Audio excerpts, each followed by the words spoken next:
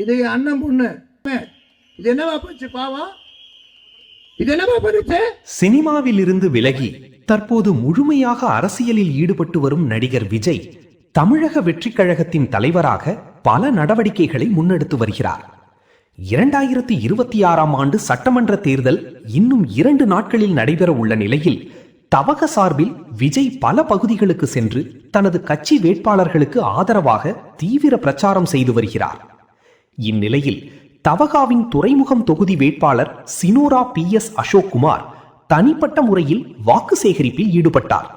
அப்போது நடைபெற்ற ஒரு சம்பவம் சர்ச்சையை ஏற்படுத்தியுள்ளது.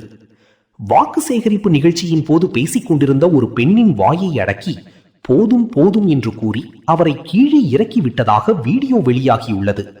இந்த சம்பவம் வைரலாகி சர்ச்சையாக மாறிய நிலையில் ப்ளூ சட்டை மாறன் தனது எக்ஸ் தளத்தில் இதை விமர்சித்துள்ளார்.